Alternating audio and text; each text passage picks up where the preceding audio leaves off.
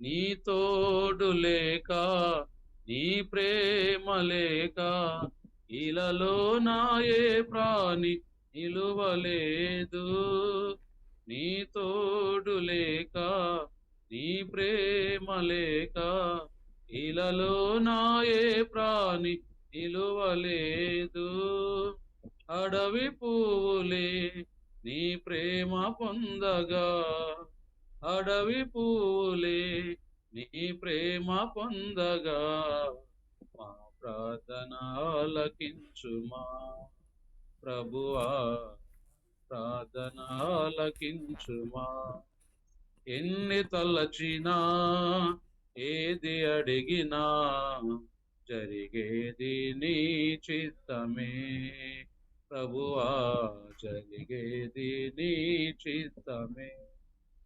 ఆపదలు నన్ను వెన్నంటి ఉన్నా నా కాపరి నీవై నన్నాదుకొంటివి. ఆపదలు నన్ను వెన్నంటి ఉన్నా నా కాపరి నీవై నన్నాదుకొంటివి. లోకమంతయు నన్ను విడచిన, లోకమంతయు నన్ను విడచిన నీ నుండి వేరు చేయవు ప్రభువా, నీ నుండి వేరు చేయవు. ఎన్ని తలచినా ఏది అడిగినా జరిగేది నీ చిత్తమే ప్రభువా, జరిగేది నీ చిత్తమే. నా ఇంటి దీపం నీవే అని తలచి నా హృదయము నీ కొరకు పదిలపరచితి. నా ఇంటి దీపం నీవే అని తలచి నా హృదయము నీ కొరకు పదిలపరచితి.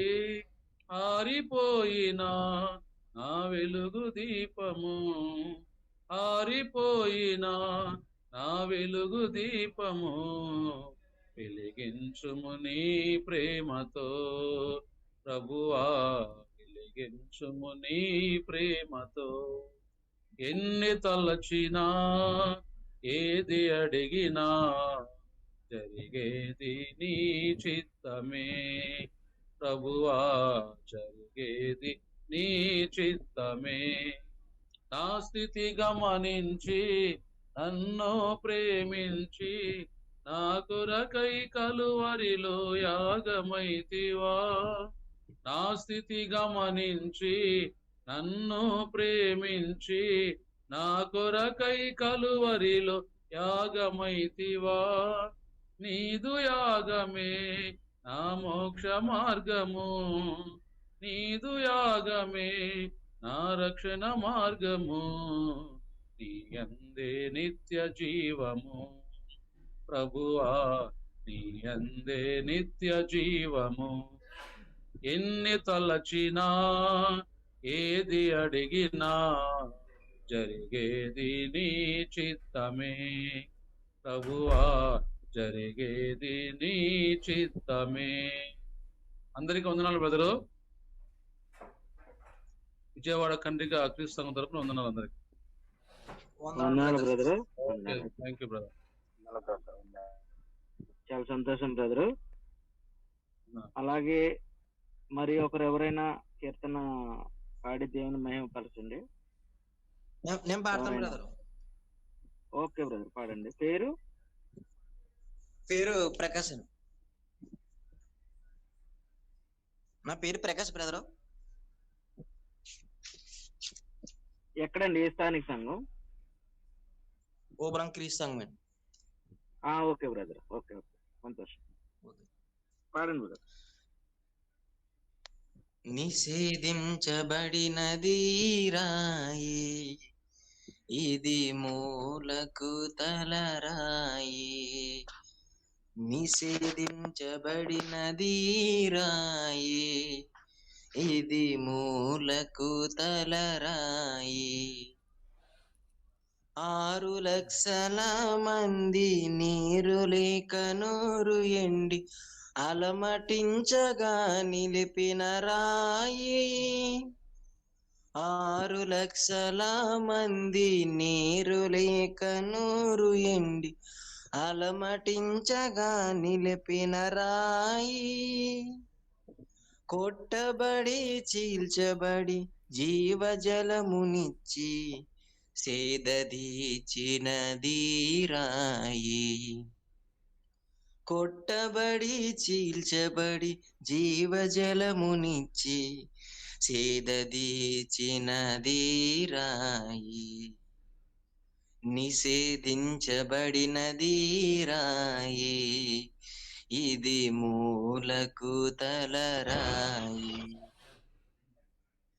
బండకు పునాది రాయి అమూల్యమైనది రాయి స్థిరమైన మూలరాయి బండకు పునాది రాయి అమూల్యమైనది రాయి స్థిరమైన మూలరాయి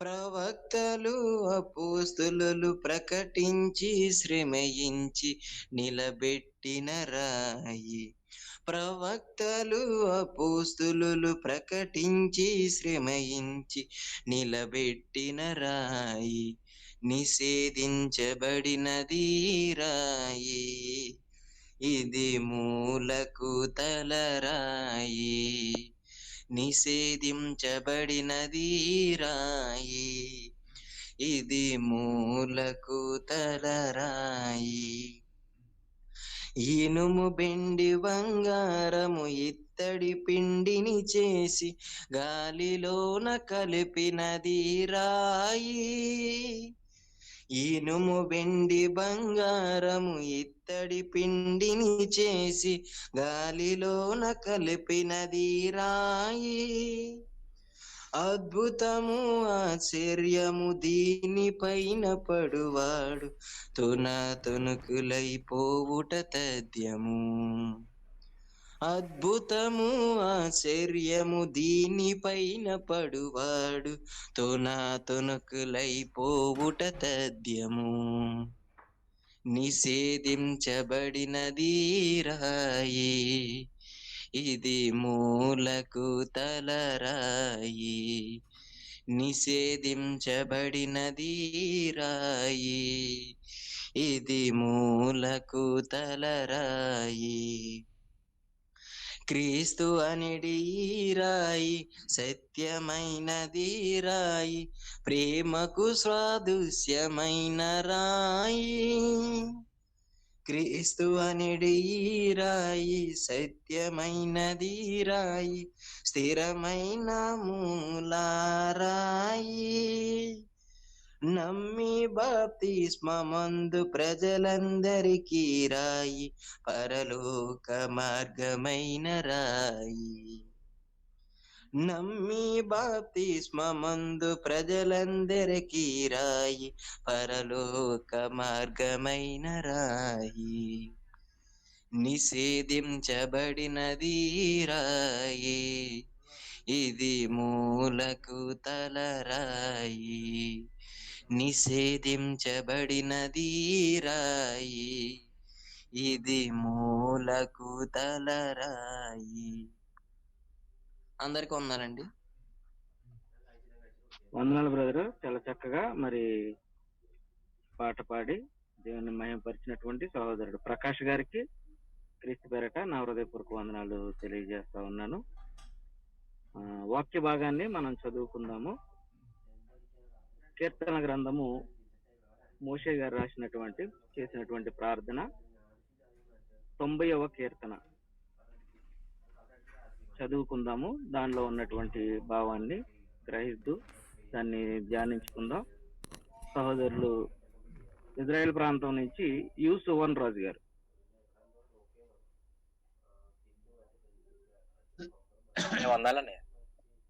వందనాలండి. 1 నుంచి 10 వచనాలు. 91 అనే కీర్తన 91. 90 అవునండి. Okay okay. అందరికీ నా ప్రత్యేక వందనాలు. కీర్తన 90 మొదటి నుంచి చదువుకుందాం. 10 వచనాలు. ప్రభువా తరతరం ఓకే అండి ఓకే అండి. ప్రభువా తరతరముల నుండి మాకు నివాస స్థలము నీవే. పర్వతములు పుట్టక మునుపు భూమిని లోకము నువ్వు పుట్టింపక మునుపు యుగ యుగములు నీవే దేవుడు. నీవు మనుషులను మట్టికి మార్చుచున్నావు. నరులారా తిరిగి రండి అని నీవు సెలవుచున్నావు. నీ దృష్టికి 1000 సంవత్సరం గతించిన నిన్నటి వలెనున్నది. రాత్రి అందలి యొక్క జాము వలెనున్నది. వరద చేతనైనట్టు నీవు వారిని పారగొట్టి వేయగా వారు నిద్రింతురు. ప్రొద్దున వారు పచ్చగడ్డి వలె చిగురింతురు. ప్రొద్దున అది మొలిచి చిగురించును. సాయంకాలం అది కోయబడి వాడబారును. నీ కోపం వలన మేము క్షీణించుచున్నాము. నీ ఉగ్రతను బట్టి దిగులు పడుచున్నాము. మా దోషమును బట్టి నీవు నీ ఎదుట నుంచుకొని ఉన్నావు. నీ ముఖకాంతిలో మా రహస్య పాపములు కనబడుచున్నవి. నీ ఉగ్రతను భరించుచునే మా దినములన్నీ గడిపితిమి. నిట్టూర్పులు విడిచినట్టు మా జీవిత కాలము జరుపుకుందాము. మా ఆయుష్ కాలము 75 సంవత్సరములు. అధిక బలమున్న ఎడల 80 సంవత్సరములగును. అయినను వాటి వైభవం ఆయుషమే దుఃఖమే. అది త్వరగా గతించును. మేము ఎగిరిపోవద్దుము. దేవుడి కొద్ది వాక్యం దీవించి అందరికీ వందనాలు. వందనాలు బ్రదర్. చక్కగా వాక్య భాగాన్ని చదివినటువంటి సహోదరులు యూసోవన్ రాజు గారికి సంఘం తరపున నా హృదయపూర్వక వందనాలు తెలియజేస్తా ఉన్నాను. అదేవిధంగా 11 నుంచి 17 వరకు సహోదరులు రాజు గారు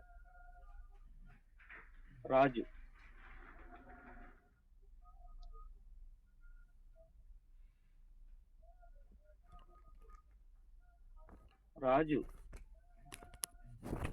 సిద్ధంగా ఉన్నారండి?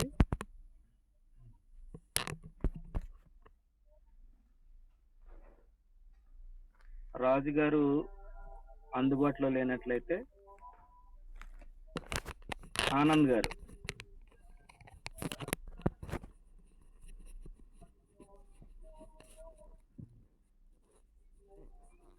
ఆనంద్, సహోదరులు ఆనంద్ గారు.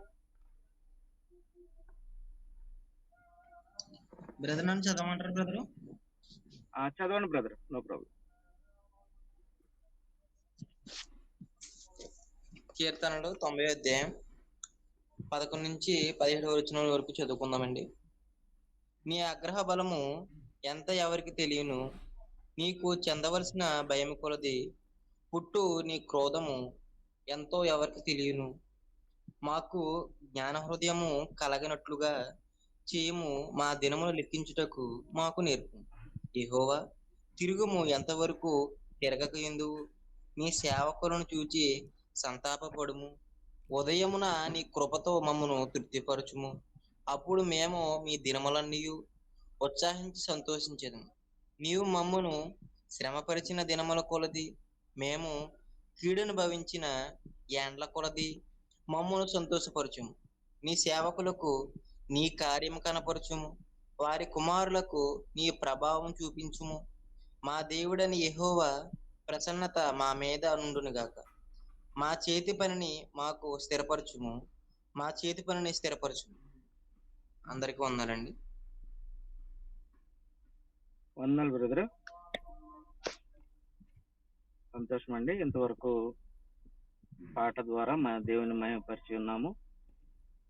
అదేవిధంగా వాక్యం ద్వారా మనందరము కూడా దాన్ని చదువుకుని దానిలో ఉన్నటువంటి భావాన్ని గ్రహించుకుంటూ మరి దేవుని మహిమపరిచి ఉన్నాము. సహోదరులు సిద్ధంగా ఉన్నారు వాక్యం చెప్పడానికి. కనుక ప్రార్థనా పూర్వకంగా మనందరము కూడా ఆయన చెప్పబోయేటటువంటి మాటలు విని అలా ఉన్నవా లేవని గ్రంథాన్ని పరిశీలన చేస్తూ పరిశోధన చేస్తూ దేవుని వాక్యాన్ని వినాలని మీ అందరికీ తెలియజేస్తా ఉన్నాను. మరి సహోదరులు మధురవాడ క్రీస్తు సంఘము ప్రసన్న కుమార్ గారు అందరికీ సుపరిచితులే. ఆయన అనేక మందికి బైబిల్ ట్రైనింగ్ ఇస్తూ అనేక మందిని ప్రోత్సహిస్తూ సేవలో బలపరుస్తూ అనేక చోట్ల దేవుని వాక్యాన్ని ప్రకటిస్తూ అలుపెరగనటువంటి ప్రయాణాలు చేస్తూ సహోదరుడు ఎంతగానో దేవుని పనిలో వాడబడుతున్నటువంటి ఆ, ప్రసన్న కుమార్ గారు మన మధ్యన ఉండటం, మనకి దేవుని వాక్యాన్ని అందించడానికి ఆయన సిద్ధపడటం మనకెంతో ఆశీర్వాదకరం. కాబట్టి అందరము కూడా ఆయన చెప్తున్నటువంటి లేఖనాలని జాగ్రత్తగా విని ఆ, ఎక్కడా కూడా విడిచిపెట్టకుండా, విత్తబడినటువంటి వాక్యాన్ని విడిచిపెట్టకుండా మనందరం కూడా ప్రభువులో కొనసాగాలని ప్రేమతో తెలియజేస్తూ వాక్య పరిచర్య నిమిత్తం ప్రార్థన చేయవలసిందిగా మరి మన మధ్యన ఉన్నటువంటి సహోదరులు సువర్ణ రాజు గారికి సమయాన్ని అప్పగిస్తూ ఉన్నాను. ఈ సువర్ణ రాజు గారు. అనే వందనాలు. లైవ్ లో ఉన్న ప్రతి అవునండి. ఒక్కరికి ప్రభు పేరిట క్రీస్తు నామములో వందనం చెల్లిస్తున్నాను. ప్రార్థించుకుందాం. ప్రార్థనలు ఏకీభవించండి. మహాపరిశుద్ధుడును ప్రేమ కలిగిన మా తండ్రి, ఘనమైన మా దేవ, మీ ఉన్నతమైన నామముకు, ఘనమైన నామముకు లెక్కలేని వందనాలు, స్తుతులు, స్తోత్రాలు.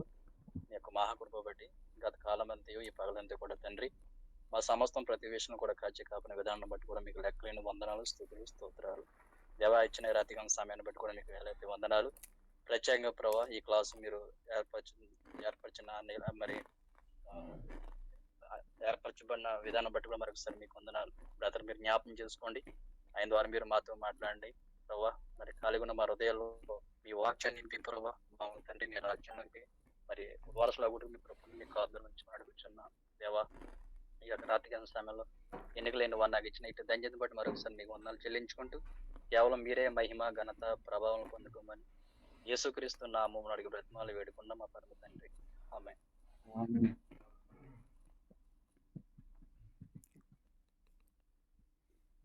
ఆమె అందరికి వందనాలండి. సహోదరులు ఇంకా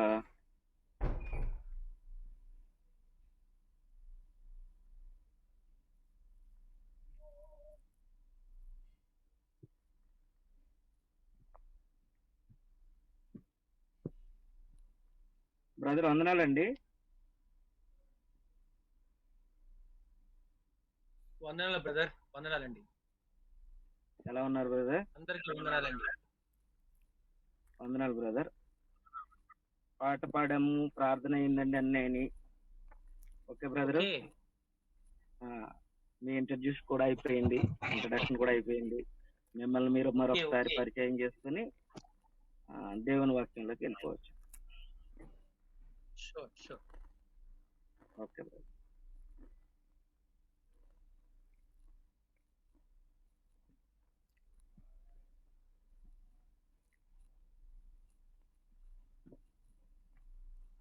క్రీస్తు నామమును ఇచ్చేసినటువంటి ప్రతి ఒక్క సహోదరుడు సహోదరునికి మా హృదయపూర్వకమైనటువంటి వందనాలు తెలియజేస్తూ ఉన్నానండి. వందనాలు బ్రదర్. ఓకే, విశాఖపట్నంలో అవునండి, చాలా కాలం అయింది.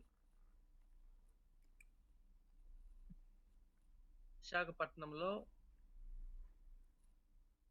నేను మధురవాడ అనేటువంటి ప్రాంతంలో 2000 సంవత్సరం నుంచి సేవ చేస్తూ ఉన్నానండి. ఇప్పటికీ 25 ఇయర్స్ అయింది. ఓకేనండి. అలాగనే మరి వైజాగ్ అంటే ఇంత నా సెక్యులర్ ఎడ్యుకేషన్ బీటెక్ కంప్లీట్ చేశాను నేను, CSC computers.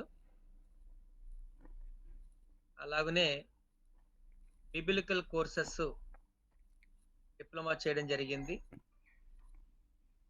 Institute of biblical studies అనేది 2 years చేయడం జరిగింది. అలాగనే సన్సెట్ లో ఫస్ట్ బ్యాచ్ లో రిలీవ్ అయినటువంటి సహోదరులు డేవిడ్ ఎం చుక్క గారి దగ్గర కూడా ఒక 2 years నేను ట్రైనింగ్ అవ్వడం జరిగింది. ఓకేనండి. ఇది నా education and spiritual education. So ఎక్కడ పని చేస్తున్నాను ఏంటి అన్నది మీకు తెలియజేయడం జరిగింది. నా గురించి అంత ప్రాముఖ్యం ఏమి కాదు, పరిచయం చేసుకోవాలి కాబట్టి ఈ మాటలు మీకు చెప్పడం జరిగింది. ఓకే, నా పేరు ప్రసన్న కుమార్. సహోదరులు దయానిధి గారు ఈరోజు ఈ ప్లాట్ఫామ్ ని నాకు అనుగ్రహించడం జరిగింది దేవుని యొక్క కృపను బట్టి. అయితే 11వ తారీఖున దుబాయ్ రావాల్సి ఉందండి నేను ఒక పని నిమిత్తము. అటు రీతిగా సహోదరుని నాకు మాట్లాడవలసినటువంటి పరిస్థితి ఏర్పడినప్పుడు బ్రదరు ఇలాగా మీరు ఎలాగా వస్తున్నారు కనుక దుబాయ్‌కి ఒక క్లాస్ మీరు ఏర్పాటు చేస్తే అంటే అవకాశం ఇస్తే మేము ఏర్పాటు చేసుకుంటాము అని చెప్పడం జరిగింది. నేను సంతోషించాను. ఓకే బ్రదర్ అని. అలాగే ఈ ప్లాట్‌ఫార్మ్ గురించి కూడా చెప్పారు. మంత్లీ వన్స్ ఇలాగ మేము ఏర్పాటు చేస్తున్నాం బ్రదరు. ఇప్పుడున్నటువంటి సహోదరులందరూ కూడా ఇలాగ కలిసేటట్టుగా ఒక్కొక్కరి చేత ఇలా వాక్యం చెప్పిస్తే చక్కగా ఆత్మీయంగా బలపడే అంటే అవకాశం ఉంటుంది ఒకటి. తర్వాత పరిచయాలనేవి ఏర్పడతాయి. ఎవరు ఏ ప్రాంతంలో ఉన్నారు, తర్వాత ఈ విషయాలన్నీ కూడా పరిచయాలు ఏర్పడడం వల్ల రేపొద్దున మీరు గాని తర్వాత మీతో ఉన్నటువంటి వారి ప్రాంతాలకు వచ్చేటప్పుడు మీరు సజెస్ట్ చేయడం గాని జరుగుతూ ఉంటుందండి. ఇంకా మంచిదే ఈ ప్లాట్‌ఫార్మ్ ఇలాగ ఏర్పాటు చేయడము చాలా గొప్ప సంగతి. ఇలాగే నేను కూడా కరోనా టైంలో మా స్టూడెంట్స్ అందరినీ కూడా ఇలా గ్యాదర్ చేసి ఏర్పాటు చేయడం జరిగింది. నేను వైజాగ్ బైబిల్ స్కూల్స్ అని మేము కండక్ట్ చేస్తూ ఉన్నాం. మధురవాడలో ఉన్నటువంటి స్థానిక క్రీస్తు సంఘం తరపున ఇంచుమించుగా మనకు త్రూఅవుట్ ఆంధ్ర ఒక 10 స్కూల్స్ ఉన్నాయి. ఒరిస్సా స్టేట్ లో కూడా మేము ఒక స్కూల్స్ స్టార్ట్ చేసాం. ఒరిస్సా ఈవెన్ రీసెంట్ గా స్టార్ట్ చేసామండి లాస్ట్ ఇయర్. ప్రస్తుతానికి బ్యాచ్ నడుస్తుంది. మరి చాలా అద్భుతంగా ఒరిస్సా ప్రాంతంలో వర్క్ జరగడం, మా ద్వారా అక్కడ 5 స్థానిక క్రీస్తు సంఘాలు ఏర్పడ్డాయండి అటు సైడ్. సో అలాగా పరిచయం చేస్తున్నాము. కొన్ని ప్రాజెక్ట్స్ చేస్తూ ఉన్నాము. ఇప్పుడు అవన్నీ వివరించడానికి మనకు టైం లేదు. బట్ ఈ రోజు నాకు ఇచ్చినటువంటి టాపిక్ ఇక్కడికి హాజరైన ప్రతి ఒక్కరికి నా హృదయపూర్వక వందనాలు మరొకసారి నేను తెలియజేస్తూ ఉన్నాను. దుబాయ్‌లో ఉన్నారు మీరందరూ. నేను ఇక్కడ ఉన్నాను ఇండియాలో. కానీ దేవుని యొక్క మహాకృపను బట్టి ఈ టెక్నాలజీని ఉపయోగించుకొని మనం కలుసుకొని ఈ రీతిగా చెప్పే గొప్ప అవకాశం మనకు కలిగింది. దేవుడు చేసినటువంటి ఏర్పాటు ఇదంతా కూడా. కనుక మరి ఈ టెక్నాలజీని బట్టి దేవునికి నేను స్తుతులు తెలియజేస్తూ ఉన్నాను. ఈ ఆన్లైన్ లో మరి కలుసుకున్నటువంటి ప్రతి ఒక్కరికి మరొకసారి నా హృదయపూర్వక వందనాలు. అలాగే దుబాయ్‌లో ఉన్నటువంటి సువార్థికులు, ఈ రోజు పోస్టర్ చూశాను, 2 సువార్థికులు ఉన్నారు. వారి ఇరువురికి కూడా మన హృదయపూర్వక వందనాలు తెలియజేస్తూ ఉన్నాను. బాధ్యత తీసుకొని ఆ ప్రాంతంలో మీరు సువార్థికులు వారిని బలపరచడం అన్నది చాలా సంతోషకరమైనటువంటి విషయం. అలాగనే ఈ రోజు దయానిధి గారు నాకు చెప్పడం జరిగిందండి. ఏమనంటే దేవుడు నరునికి ఆయుష్ను ఎందుకు అనుగ్రహిస్తున్నాడు ఆయన. ఇది నాకు ఇవ్వబడినటువంటి టాపిక్. ఈ టాపిక్ నిమిత్తము, ఈ టాపిక్ విషయమై కొన్ని విషయాలు మీతో నేను మాట్లాడతానండి. నా వాయిస్ మీకు క్లియర్ గా వినబడుతుందని నేను అనుకుంటున్నాను. నా ఫేస్ కూడా మీరు చూడండి. నన్ను చూస్తేనే కనపడుతుంది. నన్ను చూస్తేనే వాక్యాన్ని వినండి. సహోదరులు దయానిధి గారికి మరొకసారి నా హృదయపూర్వక వందనాలు తెలియజేస్తూ ఉన్నాను. బహుశా దుబాయే కాదు అనుకుంటున్నాను, ఇటు ఇండియాలో ఉన్నటువంటి వాళ్ళు కూడా యాడ్ అయ్యారని నేను అనుకుంటూ ఉన్నాను. బెంగళూరు ప్రాంతం నుంచి కూడా ఉన్నట్టున్నారు, నాకు అర్థమైంది. మీకు సాల్మన్ రాజు గారు కూడా క్లాసులు తీసుకుంటున్నారని విన్నాను, చాలా సంతోషం. సరే, ఏదైనప్పటికీ కూడా నాకు ఇవ్వబడినటువంటి టాపిక్ దేవుడు నరునికి ఆయుష్ను ఎందుకు అనుగ్రహిస్తున్నారు అనేటువంటి విషయాన్ని గురించి మాట్లాడమని సహోదరులు చెప్పడం జరిగింది. మొట్టమొదటిగా దేవుడు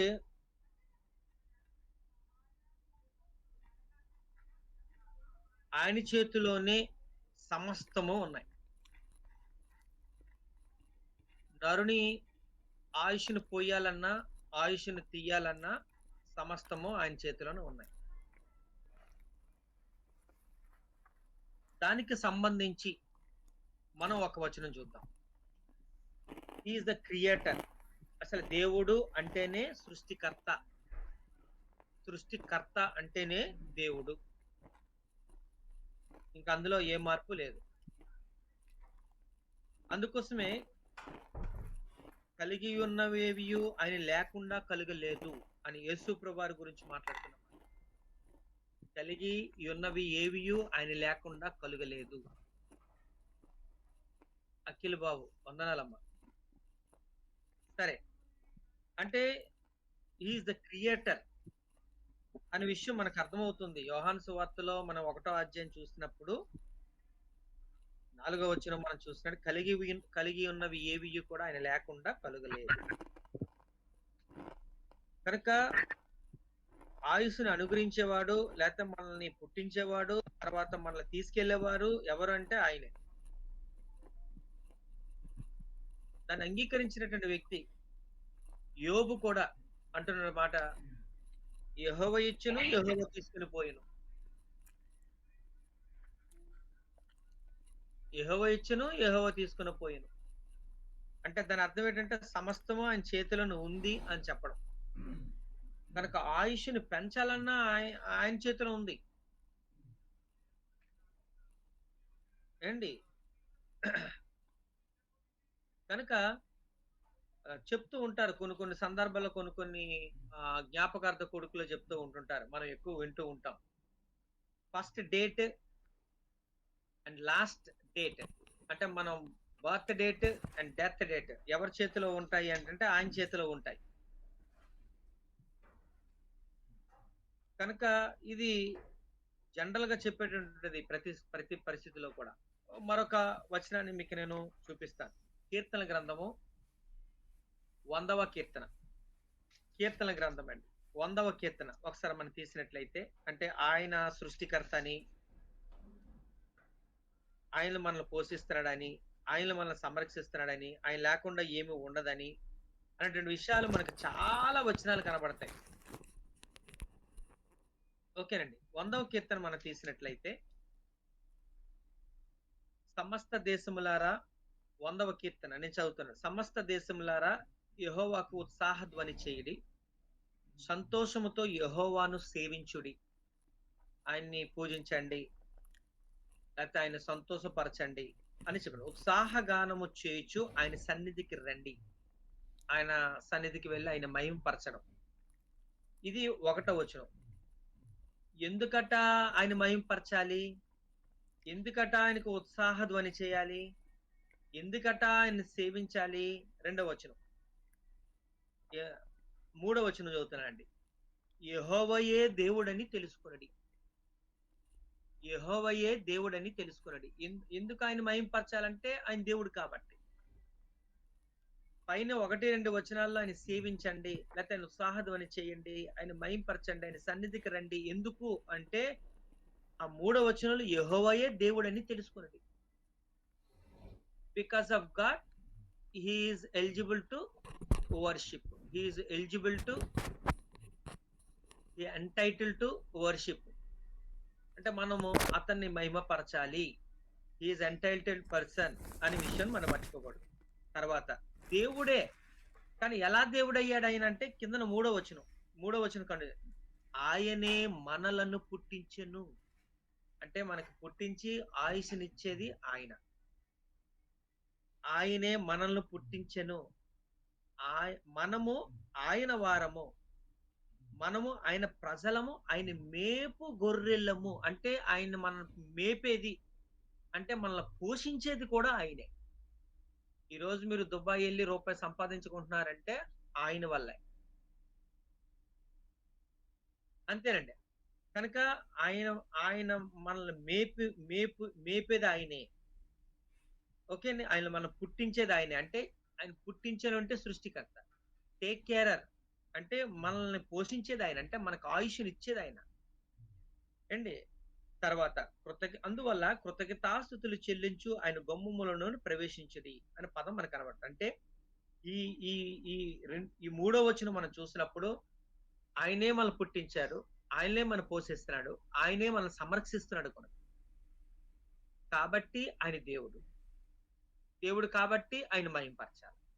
సో ఈ 100వ కీర్తన మనకి ఏం తెలియజేస్తుందంటే, మనల్ని పుట్టించేదే ఆయనే, మనల్ని పోషించేది ఆయనే, మనల్ని సంరక్షించేది ఆయనే, ఆఖరికి మనల్ని మనల్ని ఆయుష్ను అనుగ్రహించేది ఆయనే, చివరికి మనల్ని తీసుకెళ్లేది ఆయనే. Is the creator and destroyer, రెండు కూడా. క్రియేటర్ అండ్ డిస్ట్రాయర్ రెండు కూడా ఆయన.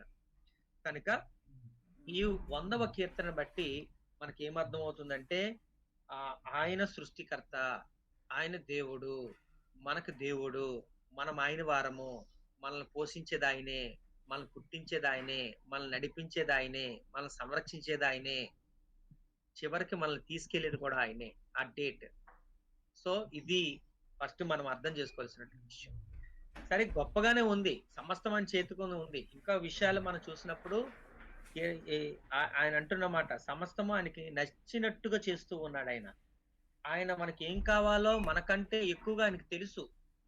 మీరు ఊహించు వాటన్నిటికంటేను అనే పదం ఉంటది. మనకి ఏం కావాలో అవన్నీ ఇస్తున్నాడు, మంచివి ఇస్తున్నాడు ఆయన. ఆయన దగ్గర నుంచి వచ్చేది కూడా ప్రతిది కూడా శ్రేష్టమైన ఈవి అన్నాడండి. ఆయన దగ్గర నుంచి యాకోబు రాసిన పత్రిక 1:17 ఆయన పరమందు వచ్చినది ఏది కూడా మనకి ఏదైతే అనుగ్రహించబోతున్నాడో అదన్నీ కూడా శ్రేష్టమైంది. మనం ఒకటి అడిగితే దేవుడు మనకు ఒకటి ఇస్తాడు. ఎందుకంటే మనకి ఏం కావాలో ఆయనకు తెలుసు.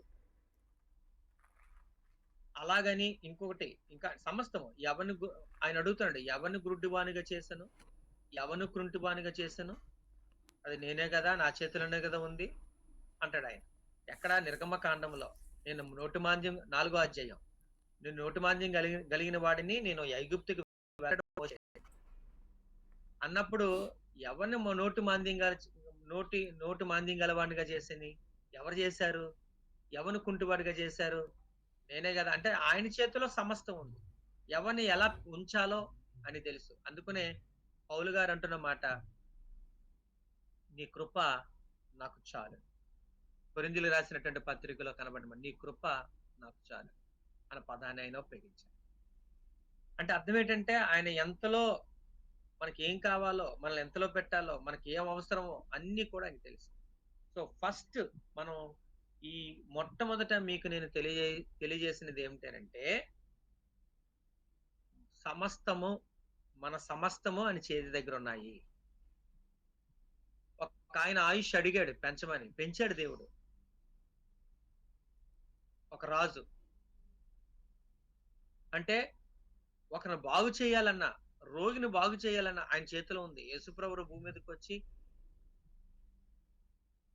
అనేక మందికి స్వస్థత కలిగజేశాడు.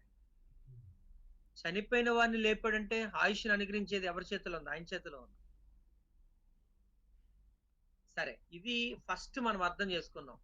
ఓకే, ఆయన వల్ల మనం బ్రతుకుతున్నాము. ఆయుష్ని ఇవ్వడం అనేది చాలా గొప్ప సంగతి. మనల్ని సంరక్షించడం, మనల్ని పోషించడం, ఇట్టి రీతిగా ఈ స్థితిలో ఇలాగా మనం సంతోషించే గొప్ప భాగ్యాన్ని, పిల్లలతో పాటు, తల్లిదండ్రులతో పాటు కుటుంబంగా కలిసి భోజనం చేసేటువంటి గొప్ప స్థితిని, సంతోషించేటువంటి స్థితిని, ఇలా ఆనందించేటువంటి స్థితిని దేవుడు కలుగు చేస్తున్నాడు గనక ఇంత గొప్ప ఆశీర్వాదం అది దేవుని వల్లనే కలుగుతుంది. సరే, అయిపోయింది. అయితే ఎందుకు ఆయుష్ని ఇస్తున్నాడు? ఇస్తున్నది ఆయనే. సమస్తము కూడా ఈరోజు ఇలాగ ఉన్నామంటే ఆయన వల్లనే. ఓకే, బానే ఉంది. కానీ ఎందుకు ఇస్తున్నాడు ఆయన? కారణం ఏంటి? కొంతమంది 4 చేతులు లోనకి వెళ్ళిపోతే దేవుని మర్చిపోయిన వాళ్ళు ఉన్నారు.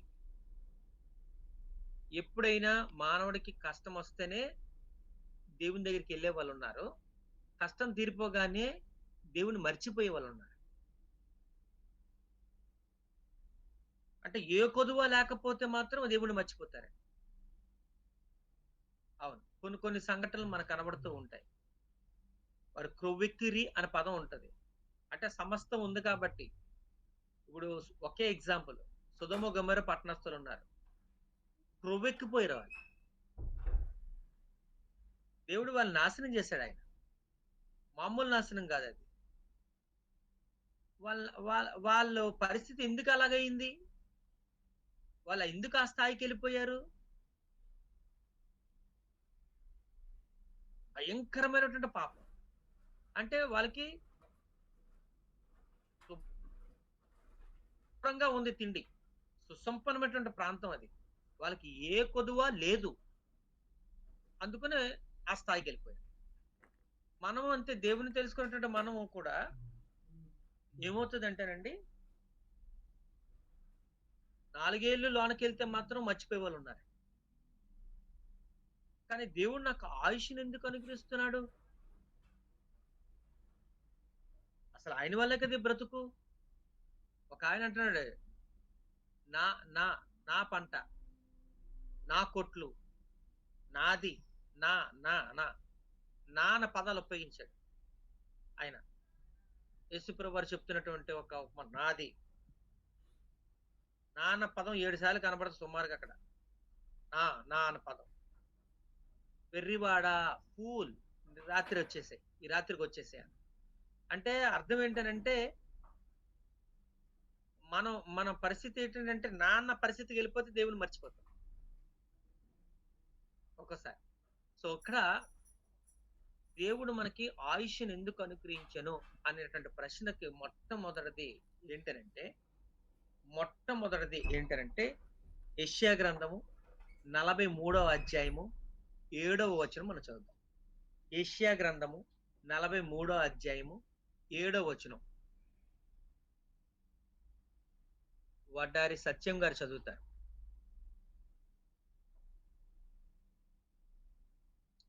వడ్డూరి సత్యం గారు చదివే అవకాశం ఉందండి.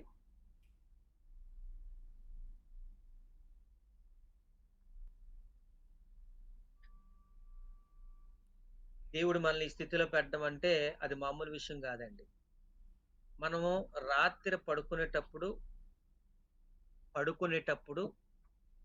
మొట్టమొదటగా మన నోటంటే రావాల్సింది ఏంటంటే పడుకునేటప్పుడు ప్రార్థనలో, తండ్రి ఆయుష్ అనుగ్రహిస్తున్నావు, ఈ రోజు ఈ స్థితిలో నన్ను నిలిపావు, కుటుంబంతో సంతోషించే భాగ్యాన్ని అనుగ్రహించావు, సజీవుల లెక్కలో ఉంచినందుకు నీకు వేలాది స్తుతులు అని మన ప్రార్థనలో ఫస్ట్ పలకవలసినటువంటి విషయాలు అవి.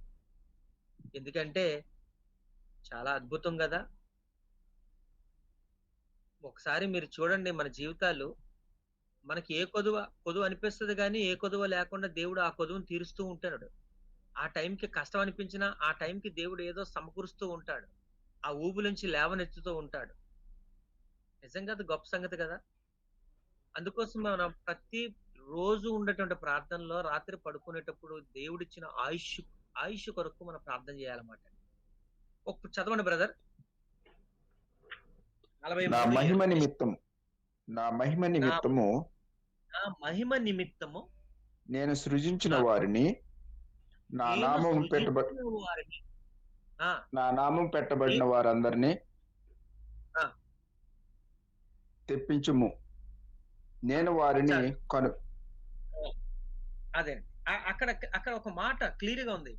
ఏమిటుంది? నా మహిమ నిమిత్తము నేను సృజించిన వారిని. అంటే మనం సృజింపబడ్డాము. దేవుడు మనకు ఆయుష్ను ఎందుకు అనుగ్రహిస్తున్నాడంటే, ఈ ఆయుష్లో మొట్టమొదటగా మనం మహిమపరచవలసిందే ఆయన్ని. కాబట్టి ఏ రోజు కూడా మనం ఆయన మహిమపరచకుండా మన రోజు గడవకూడదు. అది ఏ రోజు కూడా. ఒక్కోసారి ఆదివారం టు ఆదివారమే ఆయన మహిమపరచడం అయిపోతుంది చాలా మంది. ప్రతి రోజు కూడా, అంటే ఆ రోజు ఆ దినాన్ని నువ్వు అనుభవిస్తున్నావంటే, ఆ రోజు 4000 నీ నోటికి వెళ్ళాయి అంటే ఖచ్చితంగా ఆయన మహిమపరచాల్సిందే. అంటే మహిమపరచని దినమంటూ ఏది ఉండకూడదు నీ జీవితంలో. అంటే ఆ కృతజ్ఞత భావంతో మన హృదయాన్ని ఉప్పొంగిపోతూ మన జీవనాన్ని కొనసాగించగలాలి. అది మనం అనుభవిస్తున్నాం కాబట్టి. అవును, కొన్ని జీవితాలు మనం చూసినప్పుడు మనం చాలా పాఠాలు నేర్చుకుంటాం. కొన్ని జీవితాలు చూసినప్పుడు చాలా భయంకరంగా ఉంటాయి. వాస్తవాన్ని చెప్పాలంటే ఈ రోజు దేవుడిని నమ్ముకున్నట్టు మనం అందరం కూడా చాలా అద్భుతమైన రీతిలో ఇటు రీతిగా మనం సంతోషించే ఒక భాగ్యాన్ని దేవుడు అనుగ్రహించాడు. కనుక మనం ఆయన మహిమపరచాలి. ఆయన మహిమ నిమిత్తమే మనం ఉన్నాము. ఆయన మహిమపరచాలి. ఎందుకంటే ఆయన మనల్ని సృజించిన వాడు, మనల్ని పోషిస్తున్నవాడు ఆయన, మనల్ని సంరక్షిస్తున్నవాడు ఆయన. మన జీవితాల్లో ఆయన కార్యాలు జరుగుతూ ఉన్నాయి గనక, ఆయన ప్రతి సమస్య నుంచి మనం లేవనెత్తుతున్నాడు గనక, మన ప్రతి దినము ఒక మిరాకిలే మనకి. మనం అనుకుంటున్నాము ఏదో సమస్య వచ్చినప్పుడు లేవనెత్తడమే మనకి మిరాకిల్ అనుకుంటున్నాం. Not at all. మన జీవితంలో ఈ రోజు 4,000 నోటికి వెళ్తున్నాయంటే అది మిరాకిలే. ఆనాడు ఇజ్రాయేలీయులు 40 సంవత్సరాలు ప్రయాణం అయ్యారు కదా, వాళ్ళు అడుగు తీసి అంటే ఎక్కడైతే ఐగుప్తు నుంచి అడుగు తీసారో అంటే అక్కడ కూడా దేవుని యొక్క మహిమను చూశారు, దేవుని శక్తిని చూశారు, దేవుని యొక్క అద్భుతాలను చూశారు. అక్కడ ఉన్నప్పుడు కూడా 1 సంవత్సరం అడుగు తీసి మళ్ళీ ఎప్పుడైతే బయట పెట్టారో అక్కడ 40 ఇయర్స్ దేవుని యొక్క అద్భుతాన్ని చూస్తూనే ఉన్నారు. ఏ రోజు దేవుని అద్భుతం చూడలేని రోజు లేదు వాళ్ళకి. ఎందుకు చెప్తున్నానంటే, వారు రాత్రి నడిస్తే అగ్నిస్తంభం, ఉదయాన్ని నడిస్తే మేఘస్తంభం, ప్రతిరోజు పైనుంచి పడుతున్న మన్నా, ప్రతిరోజు వాళ్ళు ఏం వెత్తట్లే, చెమట కార్చలే, పొలం దున్నలే, పైనుంచి పడుతుందంతే ఆహారం. ఆ పడుతున్న ఆహారం కూడా చూడండి, ఫస్ట్ మంచు పడింది, మంచు మీద ఆహారం పడింది, ఆహారం తీసుకుంటున్నారు. మరి ఆహారం దేవుడు ఈ ఇసుక మీద వేయలేదండి. అదంతా ఎడారి ప్రాంతాలు, ఇసుక మీద వేయలేదు. పైన ఐసు మంచు, దానిపైన చక్కగా ఏరుకున్నారు వాళ్ళు తినేటట్టుగా. అంటే వారి జీవితంలో వారు ప్రతి దినము కూడా అద్భుతాన్ని చూస్తూనే వచ్చారు. అంటే మనమేమనుకుంటున్నామంటే, మనమేమో అనిపించట్లేదు అనుకుంటున్నామేమో, వారు ఎలాగ అనుభవించారో ఈ రోజు మనం కూడా అలాగే అనుభవిస్తున్నాం. ప్రతి రోజు ఒక అద్భుతాన్ని చూస్తూనే ఉన్నాం మనం. అది మనం ఫీల్ అవ్వట్లేదేమో, వాళ్ళు అనుభవిస్తూ ఫీల్ అవ్వలేదు. వాళ్ళు తిరగబడ్డారు దేవుని మీద. కానీ మనకేంటి, మనం అనుకుంటుంది ఏంటంటే అలాంటివేమి మన జీవితాల్లో జరగట్లేదు అనుకోవచ్చేమో, కానీ ఈ రోజు నువ్వు భోజనం చేస్తున్నావు అంటే చాలు, 4,000 నోటికి వెళ్తున్నాయి అంటే చాలు, నీ పిల్లలు నువ్వు నీ భార్య చక్కగా సంతోషిస్తున్నారంటే చాలు, ఆ దినము నీకు మిరాకిల్ జరిగినట్టే లెక్క. ఎస్, అది వాస్తవం. అది మనం ప్రతిరోజు మిరాకిల్ చూస్తున్నాం. సో ప్రతిరోజు ఆయన మహింపరచవలసిన అవసరం ఉంది. మన హృదయము ఎప్పుడు కూడా కృతజ్ఞతా భావంతో నిండి పొరలాలి. ఎందుకనంటే ఆయన మనం ప్రతిరోజు పోషిస్తున్నాడు. పోషించడం అంటే మనకు ఆయుష్ని ఇస్తున్నాడు అని అర్థం. సో ఫస్ట్ థింగ్ ఏంటంటే ఆయన మహిమ పరచుటకు మరొక వచనాన్ని చూద్దాం. ఎఫెసీయులకు రాసిన పత్రిక 4వ వచనం మనం తీసినట్లయితే, అంటే పాత నిబంధనలో ఉన్నటువంటి వచనాన్ని నేను చూపించాను, మహిమ పరచుటకు. అలాగే ఎఫెసీయులకు రాసిన పత్రిక 6వ అధ్యాయం 4వ వచనం మరొక సహోదరులు ఎవరైనా చదవమో. ఎట్లనగా తన ప్రేమి అందు తన చదవండి సురేష్ గారు చదవండి. ఎట్లనగా తన ప్రియుని అందు తాను ఉచితంగా మనకు అనుగ్రహించిన తన కృపా మహిమ ఐశ్వర్యమునకు కీర్తి కలుగునట్లు తన చిత్త ప్రకారమైన దయా సంకల్పం చొప్పున యేసుక్రీస్తు ద్వారా తనకు కుమారులుగా స్వీకరించుటకై మనలను ముందుగా తన కోసం నిర్ణయించుకొని మనము తన ఎదుట పరిశుద్ధులుగాను నిర్దోషులమై ఉండవలనని జగత్తు పునాది వేయబడక మునిపే ప్రేమ చేత ఆయన క్రీస్తులో మనలను ఏర్పరచుకొనెను. అసలు మనల్ని ఎప్పుడో ఆలోచన చేస్తాడు ఆయన. పరలోకంలోనే మన గురించి ఆలోచన చేస్తున్నాడు ఆయన. అక్కడ ఒక మాట ఉందండి, మనం ఆల్రెడీ డిజైన్ చేసుకున్నాడు ఆయన మన గురించి. ఆయన డిజైన్ చేసుకున్నాడు మనం ఎలా ఉండాలి, ఎలా జీవించాలి, అసలు ఏం చెయ్యాలి మన భూమి మీద. Everything is designed, everything is planned. So ఇప్పుడు మనం అర్థం చేసుకోవాల్సింది ఏంటంటే, అక్కడ ఒక మాట ఉంది, ఆయన కృప మహిమకు కీర్తి కలుగున్నట్లు అనే పదం ఉంటుంది 4వ వచనం చదివినప్పుడు. అదంతా కాంప్లెక్స్ సెంటెన్స్. 4 నుంచి మీరు వచనాలు చదివినప్పుడు 5, 6 వచనాలు కలిసి ఉంటాయి. అందులో అన్నమాట కృప మహిమకు కీర్తి కలుగునట్లు అనే పదం ఉంటుంది. కీర్తి కలుగునట్లు అనే పదం ఉంటుంది. అంటే మన బ్రతికి ఏంటంటే ఆయన్ని ఎప్పుడు కూడా మనం కీర్తించడానికి, మహిమపరచడానికి మనకి దేవుడు ఆయుష్ను అనుగ్రహించాడు అనే విషయాన్ని మనం మర్చిపోకూడదు. ఇది అదే అధ్యాయంలో 12వ వచనం చూడండి, 14వ వచనం చూడండి, అదే పదాలు కనబడతాయి. అదే అధ్యాయంలో 12 కూడా 14 కూడా కీర్తి కలుగునట్లు అనే పదం ఉంటుంది.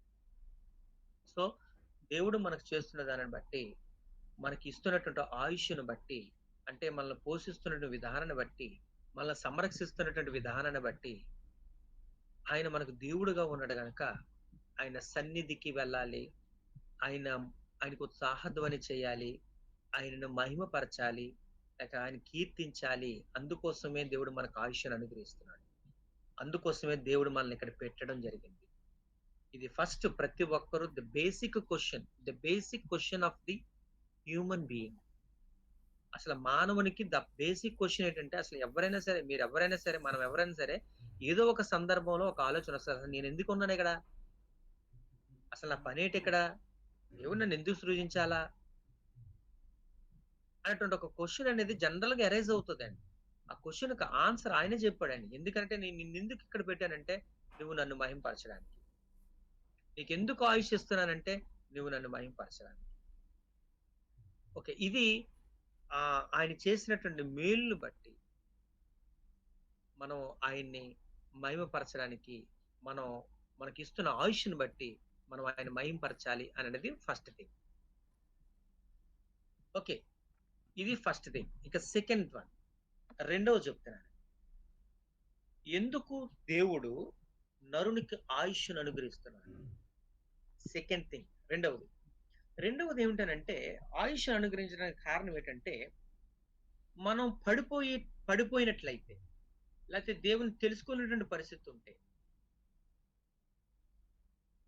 లేదంటే పాపం చేస్తూ బ్రతుకుతూ ఉంటుంటే, దేవుడు ఏం చేస్తాడంటే మనకి ఆయుష్ని అనుగ్రహించి మారుతాడేమో అని చూస్తున్నాడు. అంటే ఒక వ్యక్తి మారు మనసు పొందుతాడేమో అని ఆయుష్ని అనుగ్రహిస్తున్నాడు. దేవుడు చాలా ఓపికగా మనల్ని ఎప్పుడు మారుతామా అని ఎదురు చూస్తున్నాడండి. ఆయుష్ను అనుగ్రహించడానికి గల ఒక కారణం కూడా అదే. భక్తిహీనులు ఇల్లు చెడిపోవును అన్నాడు, రైట్. కానీ దేవుడు ఎంతవరకు మనకు అవకాశం ఇవ్వాలో అంతవరకు అవకాశం ఇస్తాడు. అంటే దాని అర్థం ఏంటంటే, ఉదాహరణకి ఒక ఉదాహరణ చెప్తాను, ఒకసారి చూడండి. ఏమిటనంటే మత్తయి సువార్త 12వ అధ్యాయము, మత్తయి సువార్త 12వ అధ్యాయము 41వ వచనం.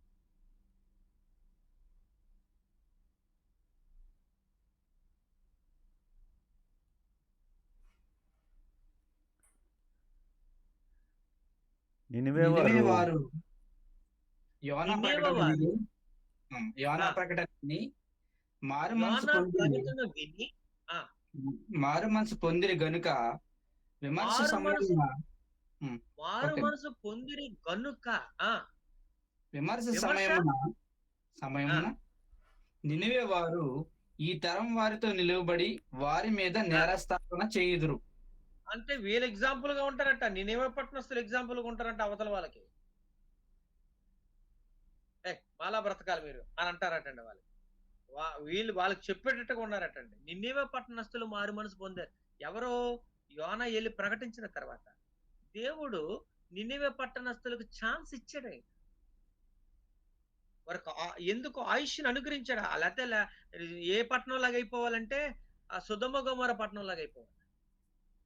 నినివే చరిత్ర అంటే అశ్షూరు యొక్క ముఖ్యమైనటువంటి పట్టణం అశ్షూరు యొక్క చరిత్ర చదివితే వాళ్ళంత మూర్ఖులు మరొకలు ఉంటారు. చాలా భయంకరమైనటువంటి చరిత్ర ఉంది వాళ్ళకి. చాలా భయంకరులు కూడా, నీతి లేని వారు మాట, వాళ్ళు మంచి చెడ్డ తెలియనటువంటి వారు మాట, కనికరం లేనటువంటి వారని చెప్పాలంటే వాళ్ళు చేసే కార్యాలు కానీ వర్ణిస్తే నేను. కానీ అట్టి వారికి యోనాను పంపించేటప్పుడు ఆ మాట విని వారు మారు మనసు పొందారు కదా. అంటే నేను ఎందుకు ఇది చెప్తానంటే, దేవుడు ఓపిక పడతాడండి వాళ్ళు మారు మనసు పొందుతారేమోనని. వాళ్ళకి ఇవ్వాల్సినటువంటి టైం అది ఇస్తాడు ఆయన. దేవుడు ఆయుష్ని ఎందుకు అనుగ్రహిస్తున్నాడంటే, ఒకవేళ నేను పొరపాట్లో ఉంటే, ఒకవేళ నేను పాపం చేస్తూ బ్రతుకుతూ ఉంటే దాని నుంచి నేను బయటపడాలని ఆయుష్ని అనుగ్రహిస్తాడు. అది టైం లైన్ కానీ మీరిపోతే నేనేవే పట్టణస్తులాగా అయిపోతాం, డౌటే లేదు. ఒకేసారి అంటూ ఉంటారు లోకస్తులు, ఆడు చెడ్డోడు అయ్యండి దేవుడు ఎందుకండి అతను బతికిస్తున్నాడు, ఎందుకంటే అతనికి ఆయుష్ ఇస్తున్నాడు, ఎంత బ్రతుకు ఎంత బరికమాలను బ్రతుకు బతుకుతున్నాడు, ఇలాంటి భూమి భారం కదా తీసివచ్చు కదా అని అంటూ ఉంటుంటారు ఒక్కసారి. అవును వాస్తవంగా.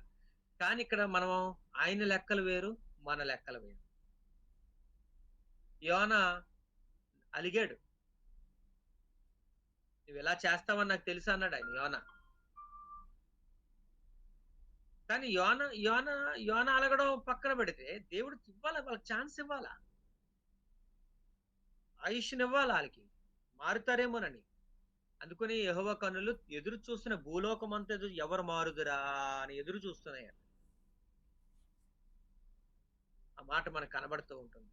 ఇంకొక ఎగ్జాంపుల్ నేను చెప్తున్నాను ఆయుష్ను అనుగ్రహించడానికి. ఏంటంటే ఆ వ్యక్తి మారు మనసు పొంది తిరిగి నా యొద్దకు చేరుతాడనేటువంటి ఆశతో ఆయన ఆయుష్ను అనుగ్రహిస్తాడు. ఇంకొక ఎగ్జాంపుల్ నేను చెప్తున్నాను. ఏమిటంటే ఇక్కడ నినివే పట్టణస్థుల గురించి నేను మాట్లాడాను, కనాను పట్టణస్థుల గురించి మాట్లాడుతున్నాను.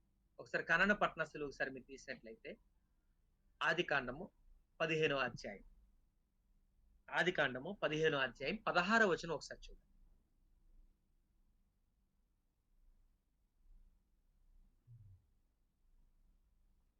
ఆది కాండము 15వ అధ్యాయం. అమోరీయుల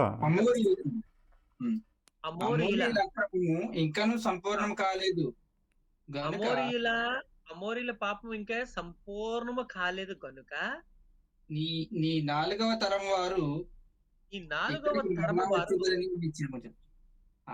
నీ 4వ తరం వారు ఎన్నో తరం వారు ఏంటండి, నీ 4వ తరం వారు మరలా ఇక్కడికి వస్తారు కనాను పట్టణం. ఇక్కడ ఎవరు మాట్లాడుతున్నారు? దేవుడు అబ్రహాంతో మాట్లాడుతున్నటువంటి మాట. అబ్రహాంతో మాట్లాడుతూ నీకు వాగ్దానం చేసినటువంటి ఈ భూమి ఉందే, ఈ కనాను పట్టణం, ఈ కనాను పట్టణాన్ని మీరు స్వాధీనపరుచుకుంటారు, నీ తర్వాత సంతతి వస్తారు ఇక్కడికి, నీ 4వ తరం ఇక్కడికి వస్తారు అని చెప్పేశారు.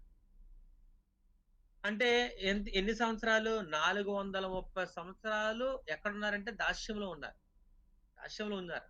ఆ తర్వాత అంటే ఐగుప్తు దాస్యంలో ఉన్నారు. ఆ 430 సంవత్సరాల తర్వాత ఎక్కడికి వచ్చారు? ఈజిప్ట్ నుంచి కనాను పట్టణానికి వచ్చారు. ఇక్కడ నా ప్రశ్న ఏంటంటే 430 సంవత్సరాలు దేవుడు ఎందుకు టైం తీసుకోవాలి?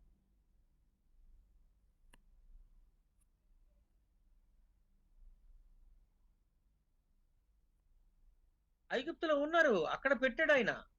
ఐగుప్తులో ఇజ్రాయేల్ని పెట్టడానికి 2 కారణాలు ఉన్నాయి. ఒక కారణం నేను ఇప్పుడు చెప్పనవసరం లేదు, నేను ఇప్పుడు దాన్ని ప్రస్తావించను. ఇంకో కారణం ఏంటంటే అమోరీల అంటే కనాను పట్టణస్థుల యొక్క పాపం ఇంకా పరిపక్వం కాలేదు, అంతవరకు ఇక్కడ ఉంటారు.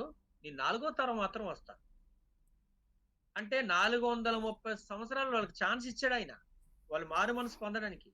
430 సంవత్సరాలు దేవుని కార్యాలు వింటూనే ఉన్నారు వాళ్ళు. తను తెలియపరుచుకుంటూనే ఉన్నాడు. కనాను పట్టణంలో అబ్రహాం ఉన్నప్పుడు 10 రకాల జాతుల వారు ఉన్నారు అక్కడ. మోషే కాలానికి వచ్చేసరికి 7 రకాల జాతులు ఉన్నారు అక్కడ. 7 రకాల జాతుల వారు కూడా మారు మనసు పొందలేదు. ఇక్కడ ఒక విషయం చెప్పాలి ఏంటంటే, అసలు కనాను పట్టణం ఎవరిది? ఆ 7 జాతుల వారిది. వాళ్ళది తండ్రిన దేవుడు ఇజ్రాయేలులకి వాళ్ళని తరిమి వాళ్ళ భూమిని వీళ్ళకి ఇవ్వడం ఏంటి?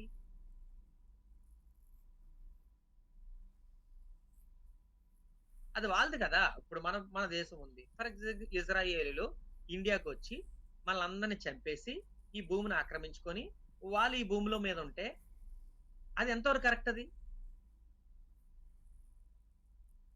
ఇది మంద కదా ఇండియా. వాళ్ళు వచ్చి మనల్ని చంపి ఇది ఆక్రమించుకొని ఇందులో ఉండడం ఏంటి? అలా దేవుడు ఎందుకు చేయాలా? అసలు 7 జాతుల వారిది అది. పాలు తేనెలు ప్రవహించే దేశం అది. అలాంటి ప్రాంతాన్ని ఇజ్రాయెల్కి ఇవ్వడం జరిగింది. వాళ్ళని చంపి యెహోషువ యువతల పక్కన నది యువతలో ఉన్న 33 మంది రాజులు చంపాడు. యెహోషువ గ్రంథం అంతా అదే. అది స్వాధీనపరుచుకోవడం, భూమిని పంచుకోవడమే యెహోషువ గ్రంథం. ఎలాంటి యుద్ధాలు? మామూలు యుద్ధాలు కాదు. దేవుడు వారితో ఉండి జయించారు. ఇక నా ప్రశ్న ఏంటంటే, ఆళ్ళ భూమిని వీళ్ళకివ్వడం ఏంటి? ఇక్కడ ఏంటనంటే, సమస్త భూమియు నాదే గదా అన్నాడండి. నిర్గమకాండము 19వ అధ్యాయంలో భూమి ఎవరిది? ఆయనది.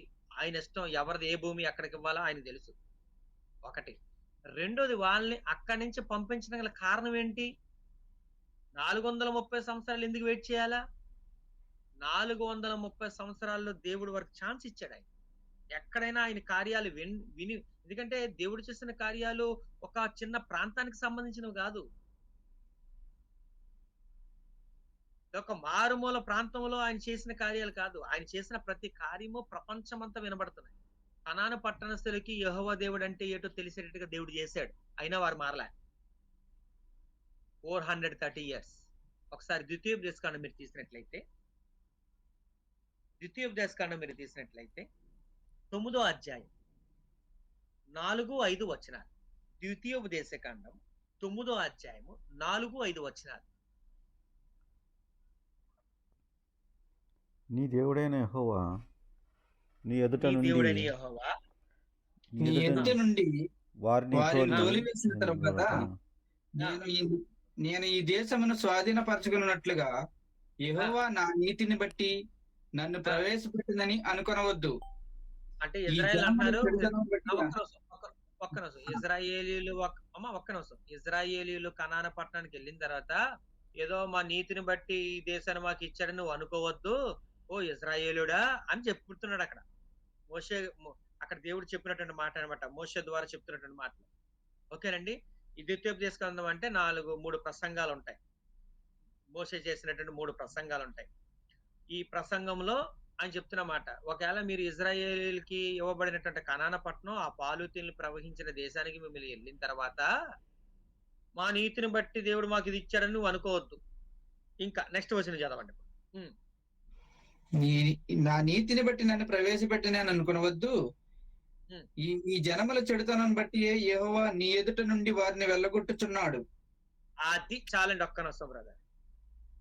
జనుల చెడుతనమును బట్టియే వారిని మీ యొద్ద నుంచి వెళ్ళగొట్టుచున్నాడు.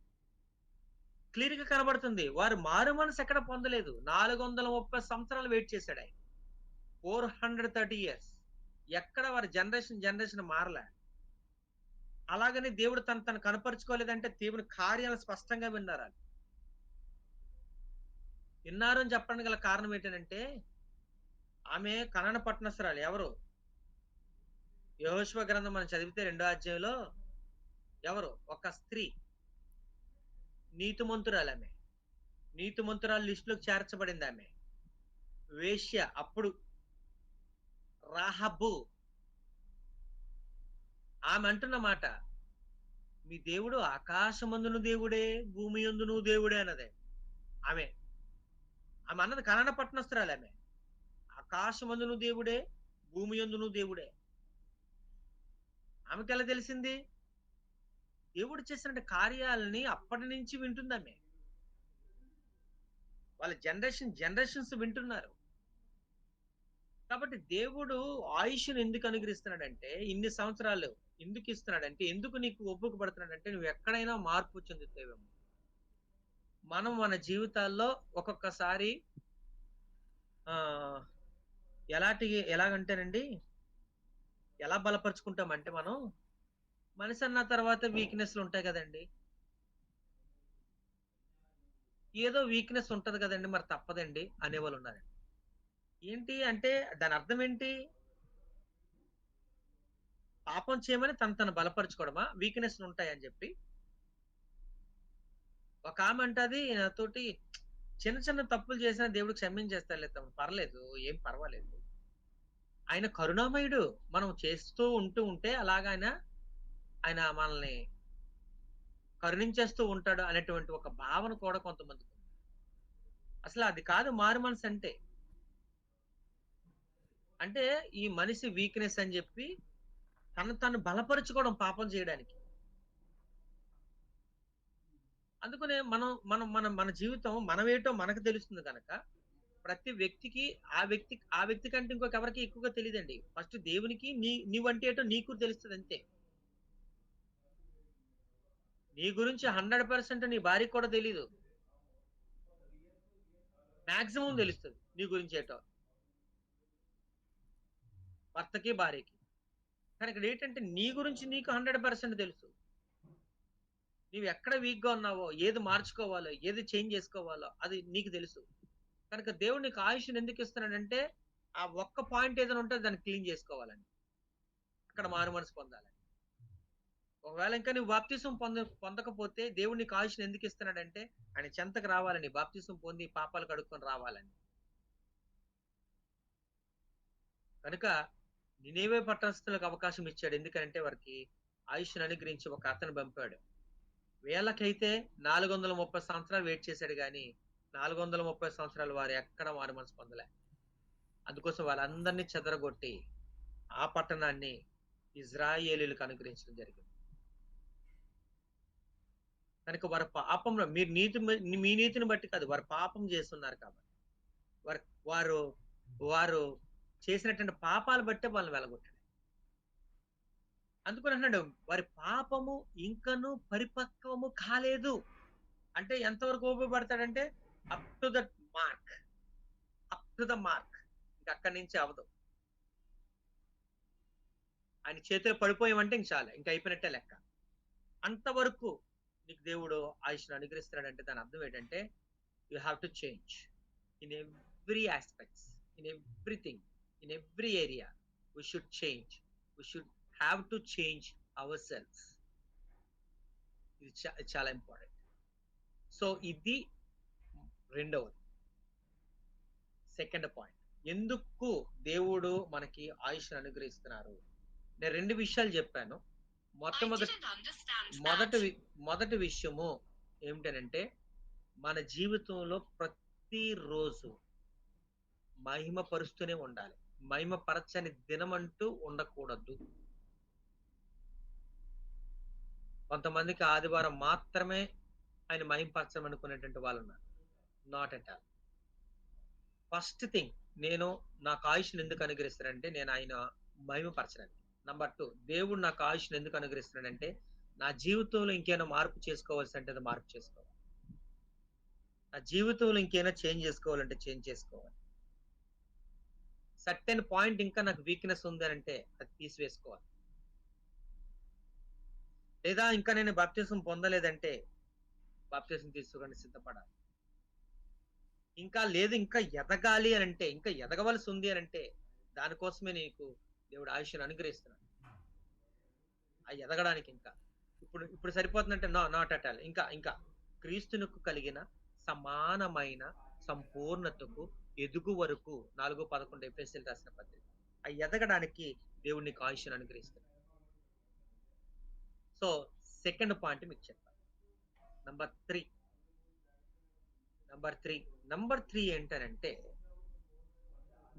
3 ఏంటనంటే ఆయన పని చేయుటకు. సరే బానే ఉందండి, ఆయన మహింపరుస్తున్నాము, గుడ్, వెల్ అండ్ గుడ్. మన జీవితాన్ని సరి చేసుకుంటూ ఉన్నాము, గుడ్, మారుమనసు పొందుతూ ఉన్నాము. అక్కడతో సరిపోతుందా అంటే అది కాదు. మన మీద ఒక భారం ఉంది. మన మీద ఒక భారం పెట్టాడు ఆయన. ఏంటనంటే ఆయన పని. అపోస్తులకు చెప్తున్నాడు ఆయన, యేసుప్రభు వారు చనిపోయి తిరిగి లేచిన తర్వాత సమస్త సృష్టికి సువార్తను ప్రకటింపుడి. గ్రేట్ కమిషన్ అంటారు దీన్ని, గొప్ప ఆజ్ఞ. అది 12 మందికి మాత్రమే కాదు, ప్రతి ఒక్కరికి సంబంధించింది. అంటే ఎవరైతే బాప్తిసం పొందారో, ఎవరైతే ఆయన రాజ్యంలోకి వచ్చారో, ఎవరైతే ఆయన నమ్ముకొని ఉన్నారో వారికి ఈరోజు ఆయన సేవిస్తున్న మనకందరికీ మన మీద భారం ఉంది. ఇదేంటంటే ఒక గొప్ప ఆజ్ఞ ఉంది. ఏంటనంటే మనకు ఒక పని ఉంది. ఇదేంటనంటే మనకు ఆజ్ఞాపింపబడింది. ఏంటనంటే సమస్త సృష్టికి, అంటే సువార్త ప్రకటింపు. సర్వ సృష్టికి వెళ్ళి సువార్తను ప్రకటింపు. మత్తయి సువార్త మనకు అందరికీ తెలుసు. ఆఖరి అధ్యాయం 28, 18 నుంచి 20 వచనాలు మనం చదివితే అక్కడ కనబడుతుంది. అవును, సర్వ సృష్టికి సువార్తను ప్రకటింపుడు. గో, అక్కడ ఇంగ్లీష్ వర్డ్ గో. ఈ గో అన్న వర్డ్ గ్రీక్ లో మనం చూసినప్పుడు అది టోన్ ఎలాగుంటదంటే అథారిటేటివ్ గా ఉంటుంది. అథారిటేటివ్ టోన్ అంటారు దాన్ని. ఆ వర్డ్ యొక్క పవర్ అది. అంటే అది మనకి ఖచ్చితంగా చెయ్యాలి అన్నటువంటి ఒక సెన్స్ అది. ఆ వర్డ్ లో ఉన్నటువంటి సెన్స్ అది. సో ఇక్కడ మనం అర్థం చేసుకోవాల్సింది ఏంటంటే, మన మీద భారం ఉంది, మనం పని చేయాలి, పని చేయవలసిన బాధ్యత మనకుంది. ఎస్, మన పనులు మనకు ఉంటాయి, కాదంటలేదు. కానీ మనం ఎంతవరకు దేవుని పని చేస్తున్నాం, మనం ఎంతవరకు దేవుని ప్రకటిస్తున్నాం? ఒకే ఒక విషయం, సంఘం యొక్క ప్రాముఖ్యమైన పని ఏది?